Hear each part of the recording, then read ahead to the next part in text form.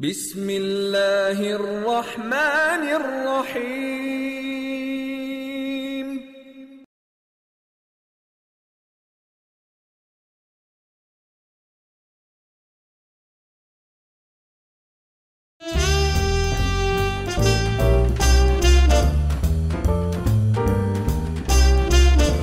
This feels really odd. How long has it been since we've done this? It's been a while. It's been a while. It feels odd. It does. You know, We're too used to having Google Hangouts now. How have you been? Not good. Why not? It's just so frustrating. What's frustrating? Everything that's happening around you. What's happening I'm around like you? just so all the kidnapping and street crime and then bomb blast and then protests. I mean, protests actually paralyzes my life in Karachi because they block areas that you cannot really travel from one. I think the protests and dharnas have become rather more intelligent. Now they do not isolate areas; they isolate the whole city. Yeah, it's very planned. They've done a strategic sort of thing. Yeah. So raise the ante so everyone feels it. It's not like, not my problem. They make it everyone's problem. Yeah. They make sure you and I are in trouble. They make sure every individual is in trouble. Right. So they've become intelligent about it. But how do you feel about these protests and dharnas? What's your view? You know, I think I said it in one of my shows. These protests don't make me want to come out of the house and join them. Why? You understand? But why? Because I know how I'm being affected by these protests. Right. Protests should be such that it should invite you. I don't want it's becoming all sectarian.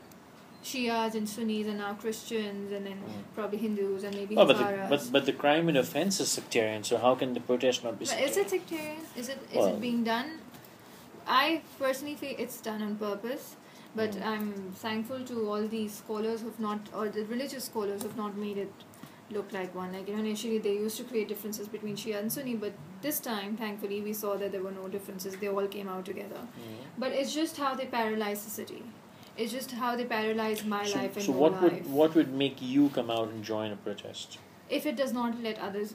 If my protest or any of my action does not affect you or any ambulance that is going around... But then we would be unnoticed. Anyone who's in emergency, that person is also being affected, I wouldn't do that. And I would actually go to places where it matters. I'm not just going to block any road. But then you won't be noticed. Of course I'm going to be noticed. If I go and sit in front of Governor House or CM House... and all the red alert areas which conveniently get blocked with containers and all, if I go sit in front of Bilal House... But you're not going to be able to do that, right? Because that's exactly what I'm trying to say here. If that's where I want to go protest, because that's exactly where it's going to make a difference and that's going to affect their lives. But it's not, because they know how to isolate Well, conveniently they block all the red alert areas. So they don't really allow you. No, what's so convenient about it? If you were king, you'd do the same thing. No, I wouldn't. Of course you would. I mean, I wouldn't block the road where I have 3 hospitals around my area. Well, if you happen to live there, nothing wrong with that. If you happen to live there, you will secure yourself. If you're the president... Were those protests wrong? Even if they want to come and sit there peaceful. There was no violence. Yeah, but there was no dandas and no but firings. you are creating a mob situation, which is a security risk. Well, then they're not doing anything about it, are That's they? a different discussion. We're talking about the psychology... Or the technology of dharna and protest. We're talking about that right now. So if you are going to mob, not attack, just mob, maybe the Governor House, they will protect it. It's only fair. So then what does one do? What do you and I do to protest? What is your ideal protesting? Tahrir Square. And why will that be here? It'll never be here. Because we're not on a common agenda. Yeah. And we're not there to really make a difference. I'm sorry, this is going to be offensive to the civil society and the intelligentsia of Pakistan. But it's all a feel-good thing that I protested. And they do protests in a way that they will come to an end. If you're going to block FTC in Karachi, which paralyzes Shara Faisal and the airport, you can't sustain it. Yeah. The reason you can't sustain it, I would not. I, as a citizen, if I have a flight to take, I'm going to be saying, remove these people. Yeah. What the hell? And I have to go to the airport. What the police and mob does, right? It has to happen. Yeah. You cannot do it. Yeah. But if you really wanted to make an impact, get 100,000 people and go sit in the ground. Don't paralyze, don't affect, but just come there in huge numbers. It's not like you'll go unnoticed. the Qaid's mausoleum, huge grounds, occupy them. Occupy, what was that? Wall Street. Occupy Wall Street. That no disruptions, nothing. Yeah. But they just started gathering in large numbers in one place. And they were in one place. They were not sitting in So the different numbers become layers. larger and larger and larger, and you will get noticed. Yeah. But if you try to block traffic, if you try to block hospitals, if you try to mob the government house, you can't sustain it. You cannot sustain it. You are looking for a riot situation. Because eventually you will be removed. You are looking for a confrontation. Yeah. So that's not good. If you really wanted to make an impact, then here is the solution. then here's a solution. In all the dharnas scattered, if say 5,000 people, I'm just saying a number, again that will be offensive, but that's total people involved, I would say 2,000. 3,000 tops. In one location, how many people are there? 500, 1,000, and then they probably do rounds. Yeah. Again, please do not take offense, but that's the way I see it. If they really want to make an impact, put 10,000 people, just 10,000 people in one location. Boy, will you be noticed. Yeah. And I've said this many, many times before, repeatedly. If you really want to do a protest, Karachi, people who know Karachi, I'm going to take Karachi as a reference point because Karachi is the center of anything that happens all in the protests. country, we come to If it Karachi. happens in Malaysia, we protest here. That's true. So if you wanted to really be noticed, just stand in a line starting in Metropole and stand on the sides of Shara Faisal.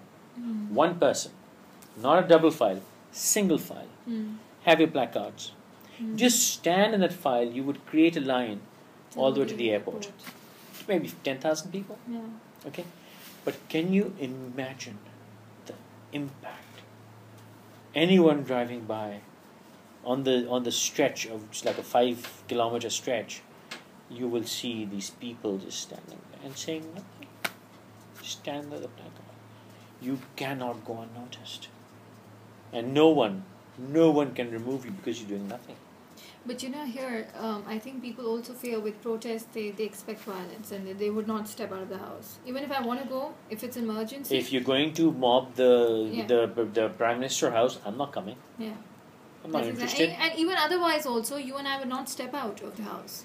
Because we were like, hey, there's a protest going. If it was an educated protest with a purpose, I'll come out. And There are two things I've said. Educated protest with a purpose. I will come to the purpose in a second. Yeah. But it has to be educated protest. You cannot block Khalifa Zama Road. You cannot I agree with that. You cannot block paralyze Emmett everyone You else's cannot life. block Numaish. Yeah. Sorry. It does not. I do not agree.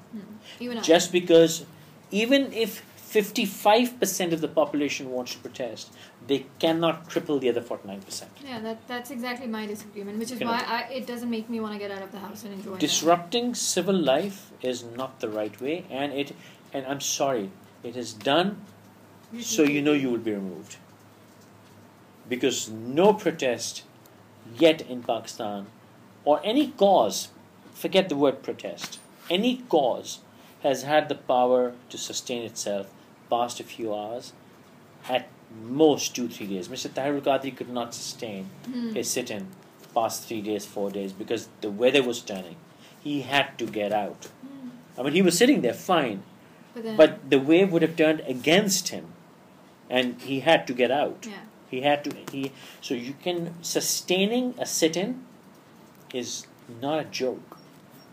Tahrir Square sustained itself because the whole nation was on one cause, and there are enough and in people, one place. and there are enough people to do a turnaround. Yeah. You can't just go sit there and live there. No. But you There do are a people turnaround. coming in, yeah. You come, you go 2 hours, you go home, do your thing, come back, and Yeah. somebody else takes your place. And that's how you do sit-ins and protests. That's how you build something up. Yeah. That's how you take it to a point where whoever you're protesting against, I'm not teaching how to protest against the government. That's not my purpose here. What I'm saying is what they're doing, It's a more civilized. civilized and effective. Yeah.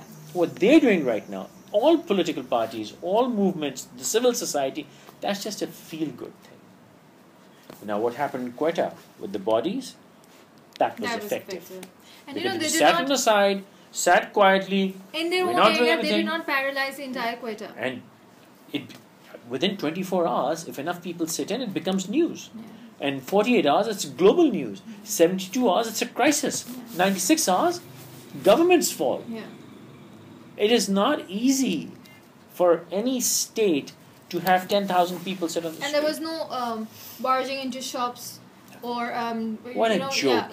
breaking all the ATM machines, taking money out of it. In fact, I happened to go to Zena Market yesterday, and the shopkeepers actually were standing outside. So my mother asked them that why are you guys standing outside?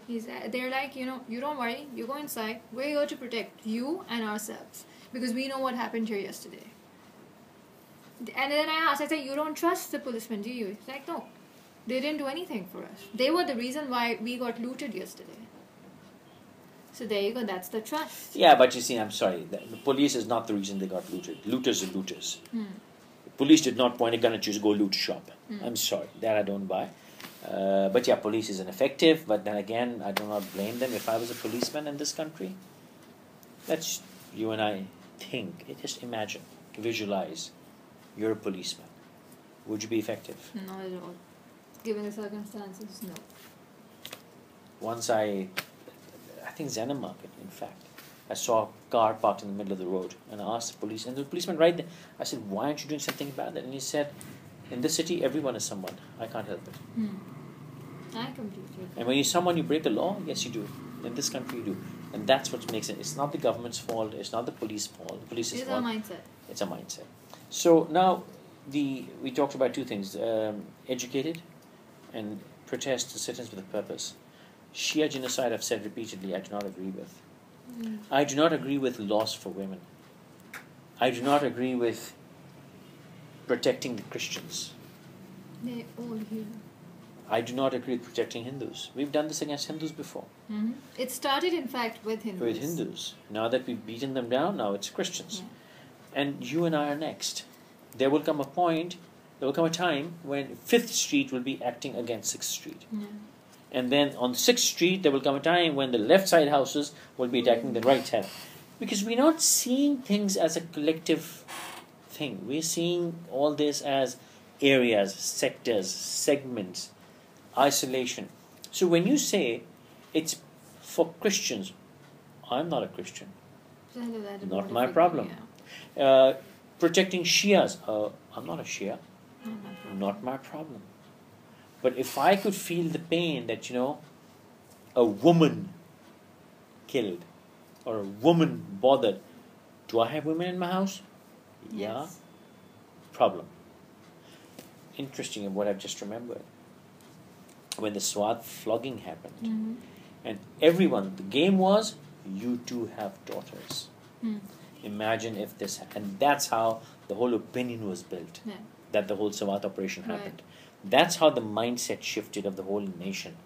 You cannot do this. I have women in my house. I have daughters. I have children. I went to those protests. Interesting. I sat in the front rows of those protests. This whole Shahzeb Khan incident, why all the mothers and all the youngsters got out? Because they too thought that we could be, it could have been us. Absolutely. Or it could have been our It was sons. not like a Sunni boy or a Shia son or a Barelvi or it was just about that boy. Thank you. And that's the only way it will work. Until we keep protecting Shias and Christians and Hindus, it's not going to work. No. We have to take people as people.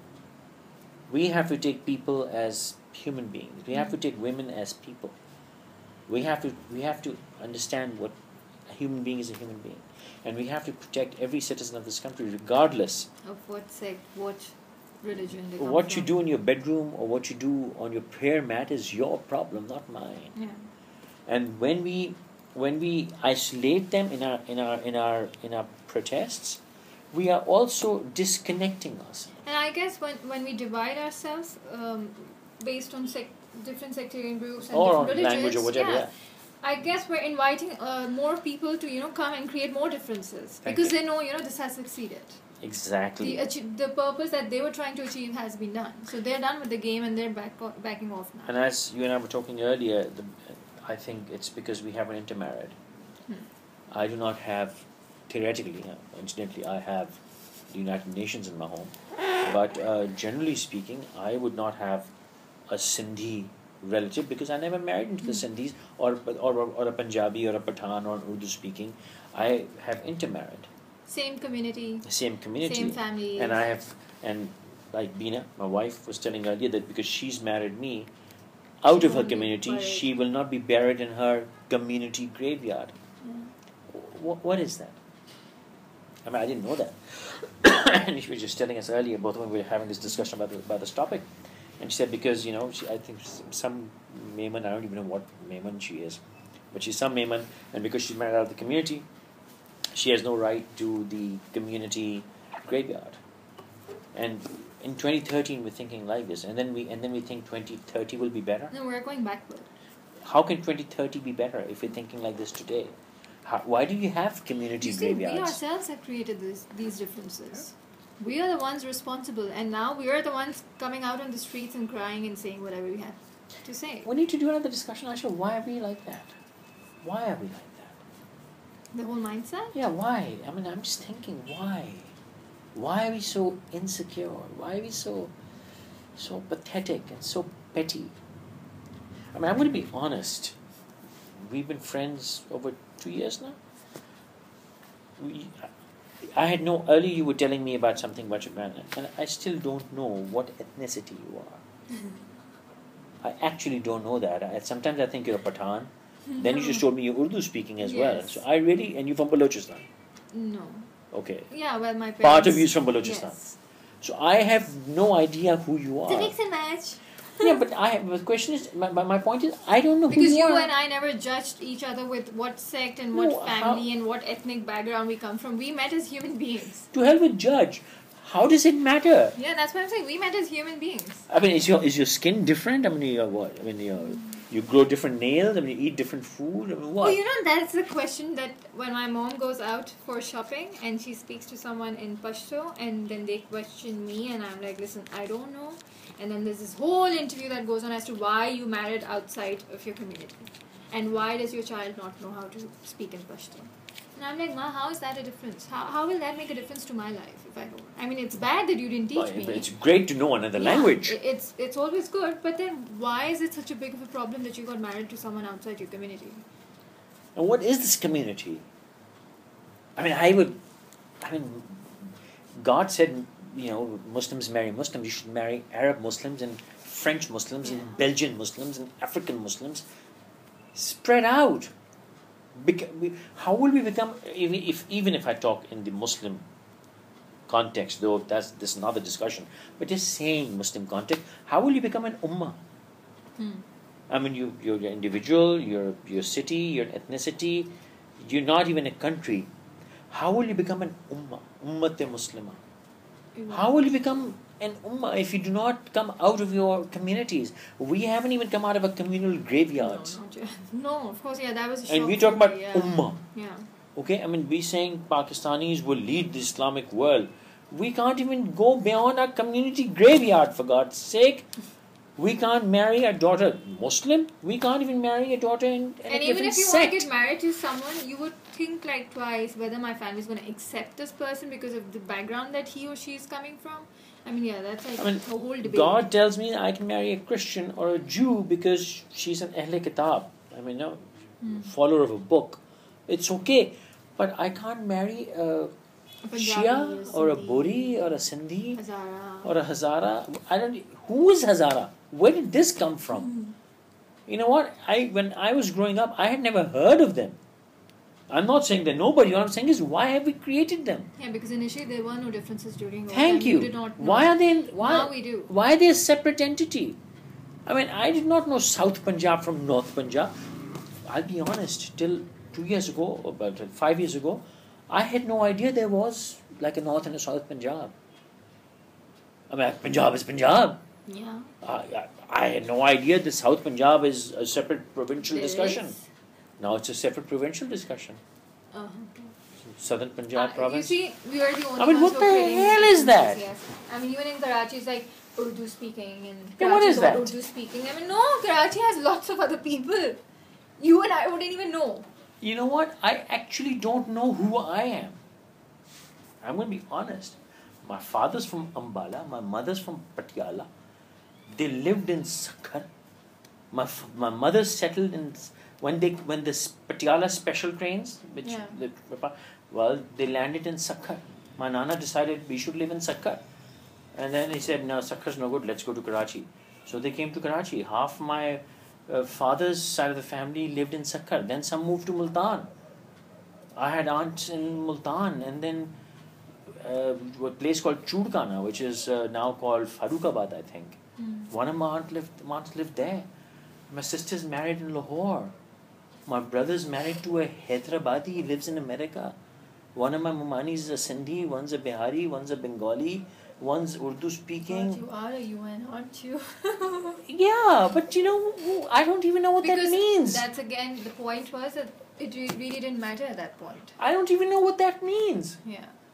I mean, one of my mumanis is from Bengal, and her family is quite close to us, and I did not know they were from there.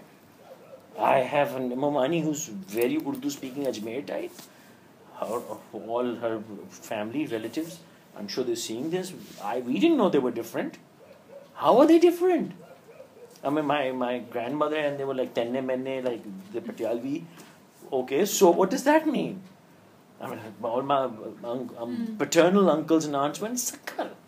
I mean, I've visited Dhak Road many a time and I've been to Sakhar many a time. What does that mean? I had a cousin married to a woman from Sindh, lived in Hyderabad. What's the point? I have no idea who I am. I'm a Pakistani, for God's sake. Yeah. That's all I am. And beyond that, I'm a citizen of this world. What's the point here? So we started from our protests. The thing is, when we protest in segments, sectors, we create the feeling that it is not my problem. If you say women's rights, it's not my problem.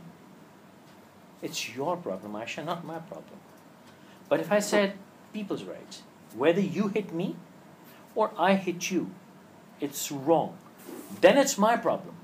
But if I create a law which says if a man hits a woman, the woman can go to the police. If a husband harasses the woman, she can call the police. That's not my problem. That's actually, hang on. So she can, I have to protect myself.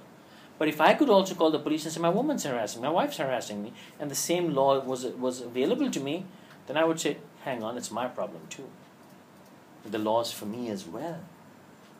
So when we do this, we create this not my problem. I'm going to tell you about this example that Marine gave the other day about the recent Abbas Town blast. She said some journalist or some TV anchor went there and there was a kid. So he asked her, would you help someone if that person is Shia or Sunni? Will that be of concern to you? She said, of course, yes. And this is like a kid. This is like a girl.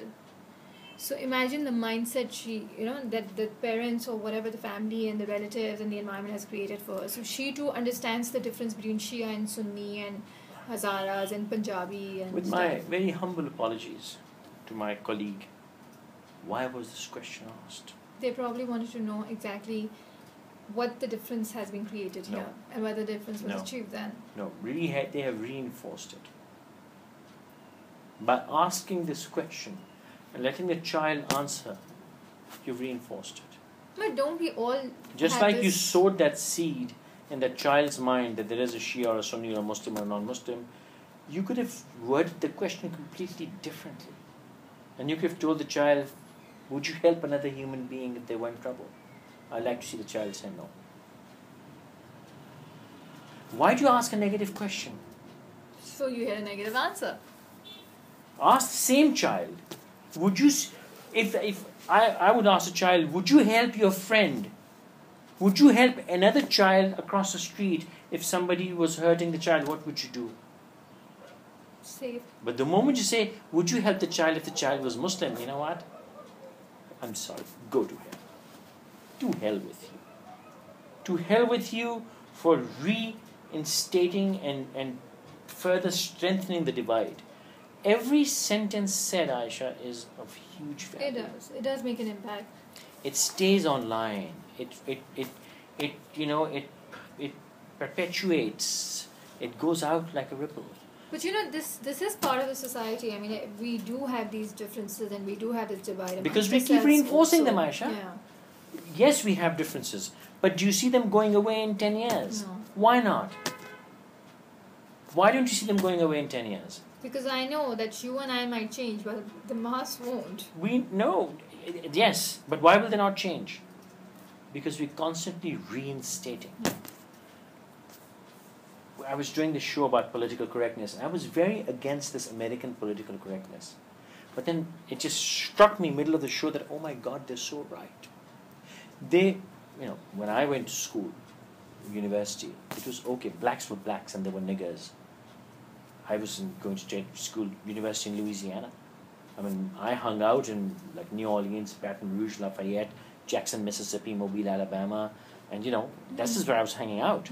And all I could see was rednecks and the remnants of very KKK children who had deep down redneckism in them, and niggers were niggers, and all that.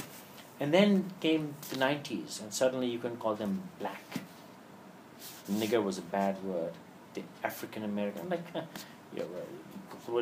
what does that mean? Handicap was a no-no. They're special children, people with special needs. Now we, the generation who had seen that, was saying, nigger's a nigger, right? Black guy's black guy.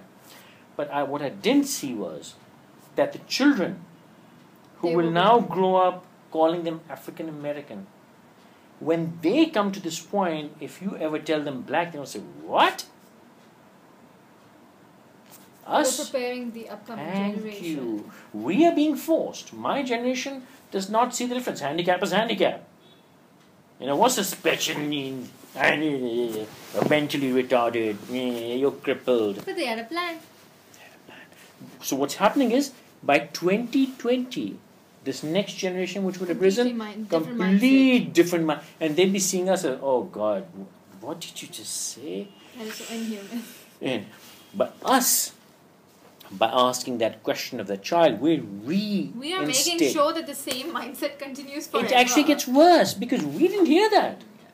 We are creating this mindset, which is not. And you know what? I'll be honest. It's not a plan. They're not doing it on some great purpose. They just don't know any better. They have no thought. They haven't understood. They haven't seen what the world's done different. They haven't learned. They're just random people with mics. I'm so sorry. Please forgive me. I'm not trying to say I'm any better. So please don't get me wrong. But you're just highlighting what... I'm just highlighting. For coming from me, it may sound like, I'm...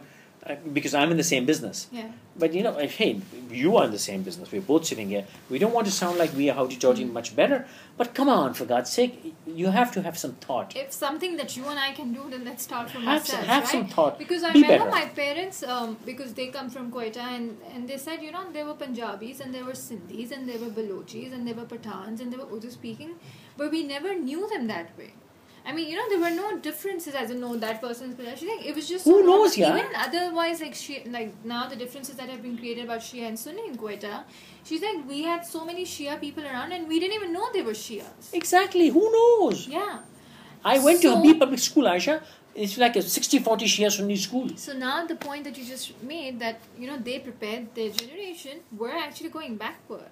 We are preparing education for the worst. Yeah. We're creating a monster. I mean, our parents were in a much better mindset and a much better environment than we are. I keep giving my own example. This is my life experience. I live in Muslimabad.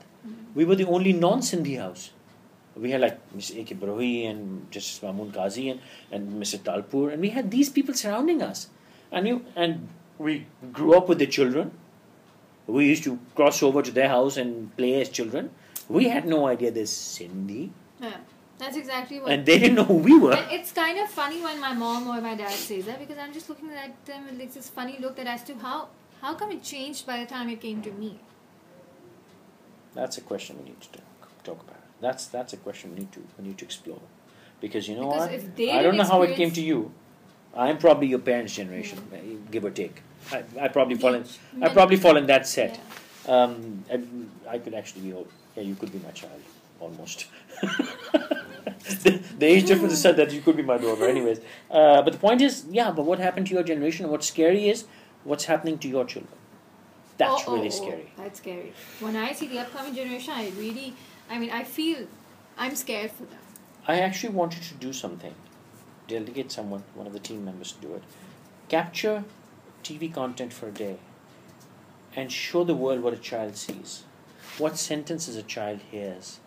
In the evening when the dad is watching current affairs news, when the dad is watching these channels, what does a child sitting on the table hear in one evening, and what that does to a child? When a Boston incident happened, somebody on Facebook wrote that it's kind of embarrassing for me to see my child's thesaurus that includes words such as bomb blast, suicide, target killing, guns, ammunitions, violence, protest, and when normally when it was off for us from school, we used to ask, okay, what day are we celebrating? Yeah. Today's kid asks, what happened in the city? Is there a bomb blast somewhere? Yeah. Did somebody get killed? So that's exactly what today's child is being exposed to, and what the upcoming generation. I mentioned the word dacoity to an Angre's friend, and he's like, "What? What's that?" And I thought, hang on, is that an English word? And I looked up and it is. It is, but he had no idea what that is. What's dacoity? Theft, or theft. What's a dacoity? What's a dacoit? A bandit? Okay, but bandits is something else. Dacoits is something else. So he had like, huh? And it was surprising because my nephew was home when this bomb blast happened. And the first phrase that he said, "Mama, jaldi kare, shahar band ho raha hai." And I was like... How old is this child? This is 3. Oh my God. And I was like, whoa, what just happened right now? Yeah. They've been damaged. They have. I mean, they don't know anything but and we can't, violence. let me tell you, they can't take it out. You can't take it out of the soul. Mm-hmm. Damage is done. Because that kid has seen people firing around, them sitting in the car with parents panicking, and they have seen youngsters going around with guns in their hand and shooting and everything. So they're exposed to it. They know. And unfortunately, we can't undo it. Nope. We can't change the memories. It's there now. We can't change the memories. And that's how sad it is. And that's why I say there is no hope. People hate me when I say that, but this is what I mean, because we have now sowed the seeds for the next 20 years. So there's no hope for the next 15 at least. I kind of had this hope till last year, maybe November, but since I've seen things that have been happening since December, Jan, Feb, March, I've really lost hope. No. I mean, I'm actually the first one. You're losing hope because of the current situation. Yeah. Oh, that's not a problem. That can fix it. No, as in with people. That can be fixed overnight. That's not the hopeless part, you see. Hope is in the long-term future. That's where my problem is. Corruption, you can end tomorrow. Law and order, 7 days tops. All you have to do is, you want to sort out Karachi? Tell the army, you have 7 days, we're shutting down media, shutting all newspapers, 7 days. Do whatever you want to do. On the 8th day, we want Karachi to look like Dubai. Trust me, they can do it. Just say, no questions asked. We don't know. We're looking towards the sea. Do whatever you want. See you on the 8th day. Just fix it. Army, forget the army.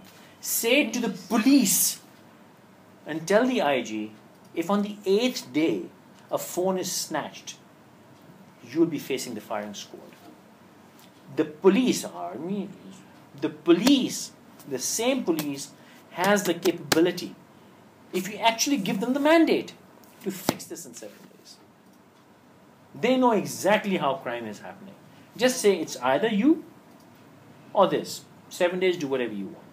They can fix it. Corruption, you can fix it. Electricity problem, you can buy it. You can do something, right? All these problems you can solve. Our mindsets are finished. Even that does not make me hopeless. What makes me hopeless is children who are today 5, 6, 7, 8 years old. They've been damaged, and they will live the mature life for about 20 years before the next generation rises. And that's where my hopelessness comes. If today you changed everything and then raised a new generation, it'll come into power in about 20 years. And in that 20 years, we would have a brand new world. But right now, we're not doing that. So next 20 are gone. And every year, the next 20 are gone. And this is my biggest problem with Mr. Pervez Musharraf. He had the kingdom for 9 years. when he left, I would have loved to see a generation where every Pakistani had gone to school for 9 years. And I tell you, that would have been an irreversible process. No one on earth could have undone it. All he had to do was take everyone, put a gun to the head, school. Full army movements. Just school. Everyone. Every Pakistani who is 4 years old is going to school. Yeah. And after 9 years, You would have seen a you would have difference. 13-year-olds. Take a child at 5, shove him in school. 9 years later, you would have 14-year-old children, millions, who would be educated, who would have had 9 years of schooling. The whole game would have shifted. When Mr. Musharraf used to harp about his Facebook following, I think I said it, I'm not going to say where, and I said, if you really wanted Facebook to be your battlefield, you should have educated the nation. You can't have So a at least jahil people nation playing on Facebook. You didn't create a Facebook generation. You have 200,000 followers, or maybe 3 now. I don't know where the count is. This is back then when he was boasting about it. He should have at least 3 million. If he had like 4 million, I would say you got hope. 200. How many people speak for changes? 294 plus. We've gone that far, mashallah. So we're gonna hit 300,000. So really at par with them. What's the big deal? We're equally good. What's the big deal? It means nothing. It means diddly-do in a country of 180 million people. 180 million people on a safe count, we're probably 200 million. 300,000. What is it? The largest Twitter account of Pakistan, I think, is like 160,000. And that too are solicited people. I mean, We are not preparing for a better future. that's my hope. We are preparing for even worse If we scenario. stopped, coming back to our cycle, if we stopped doing the Shia genocide protests and Christian protests and Hindu protests and Sunni and the minority protests and the Hanafi, then in 15 years, a generation will rise who would not know these words. And there'll be Pakistanis, and there'll be Muslims, or Christians, or Hindus, or whatever.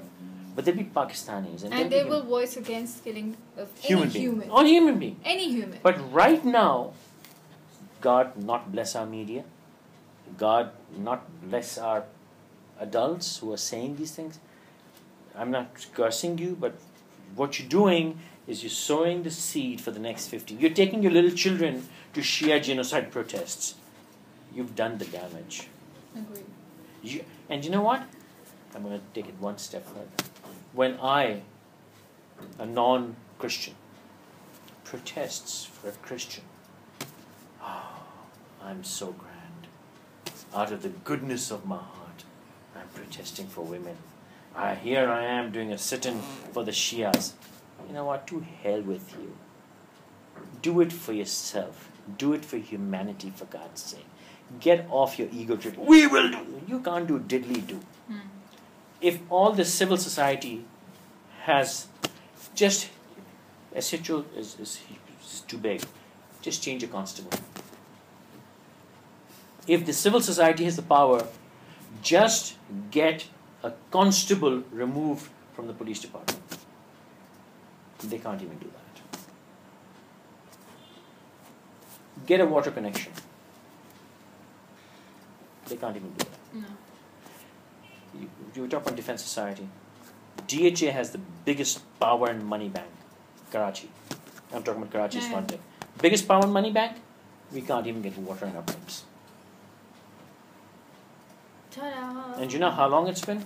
I can personally guarantee and vouch for it. Huh? 12? No, 20? Are you jiving me? 30 years. Still no Still no improvement. water. I can take you back as far as 1988, 89. And we said, you know why Zamzama is called Zamzama? You don't even know that, right? No. Water. Because it is under Clifton and not in Defense, and it was a street where you used to get water. So it was called Zamzama from Zamzam. And this street came up, I think, 30 years ago. Even on that street, we have a divide. So that's the extent of division that But we have but the here. patheticity of the situation, where the biggest power in money bank sits, they don't have the power to get water in their pipes. That's how pathetic our power is. And when it's Not just just this have grand ego, I will do this. You can't do diddly do. We not just have the sectarian divide, we also have political divide. We have house to house divide, Yes. love. I got electricity, you don't, I don't care. This I is- have a generator, you don't, I don't this care. is some particular political party area, so the other political parties No, cannot no, enter. that is too complicated. I'm saying I've got a generator, so there's no electricity, so my neighbor has no electricity. Not my problem. We're not all my here problem. for personal gains. Not my problem. Please, topic this show is not my Not problem. my problem. It is not my problem. Well, it used to be not my problem, but it's all everyone's problem. Why did we do now. this show today after so long? 'Cause I You think just we made really me- had to No, bring I've it up. stopped doing this. I don't want to do this anymore. Do you know why? Because I'm sick of it. Why am I sick of it? I'm going to be honest. Because you know what, Ayesha? Nobody cares. Our viewers, our audience, they don't care. Well, I think We are ranting away for no reason. We're just venting. isn't it their problem now? Because it is my problem now. How Now, is it since your problem, I yeah? started being affected by all of this, then How it have you has been- become how have you my been problem. affected? Because now I have a fear. Okay, now they have not even left any residential area. They will target that, so it can be my area next time. You can pull out Or it my can old. be your area next time. You can pull out my shows If- from 7 years ago, and I used to say, you know what are you waiting for? What are you waiting? I guess this is what they were waiting for. And I'm not saying that I told you so, but I'm trying to reflect on something here. 7 years ago, when I used to lose ends, 8 years ago, I used to talk about things that when you throw garbage outside and you shut your house, don't forget that the mosquito that rises on that garbage will actually fly into your villa and give you dengue and you're gonna die. People used to think I'm an idiot. And it happened. And then I used to do shows here in defense, walking out and say, this house is worth $500,000 US, and you garbage outside your house. What pathetic life are you living? And then this person told me, fantastic. He said, you live in this beautiful house, but if you open your window, you see a shanty town. The shanty town looks at your house. They have a beautiful view. You've got the crap view. Do something about it. And I should talk about how the bullet has no name. When there's random firing, it's going to find So you and your nothing has children. changed in No, but this all area. this has happened. That's what I'm saying. Nothing has changed. It's in fact happened and it's increasing. Remember my show on the Abdullah Shah Ghazi bomb? Hmm. And I kept saying, now it's actually reached 1 kilometer from my house. And now it's closer. It's actually closer. It's coming for me. Hmm. The monster that we've created is now coming for us. And we can't run. If you think you can leave the country, you're so mistaken. You cannot run away from the disease, the monster, the atrocity that you create. It will find you. That's what I'm saying. You will It's pay. become scary because I know that it can be me next. Or it can be my house. Or it can be outside my house. Or it can be the main road. Or it can Sorry, be you're wrong. anywhere. Sorry, you're wrong. Take the can out. It will be. Yeah. It will be. How can it not be, Ayesha? Look at the odds. Just do some math. How can it not be? It's impossible for it not to happen. So yes, even if now we don't realize and talk about it or do something about it, then I guess we're just waiting for it to happen. Well, I think you don't have to wait too long anymore. And this now I'm going to end the show. You really want me to go, right? No, I'm with you. I'm not going to let you go alone. We're coming together. Yeah. This now we're going to end the show. I guess this was too much. A lot said by him, a lot said by me, and I guess we've just taken out frustration Yeah, I don't of know what why. has been happening. Your comments, feedback, please share with us. And you want to be part of our Google Hangout, mail us. You have the email address on the screen right now. Take care. Bye.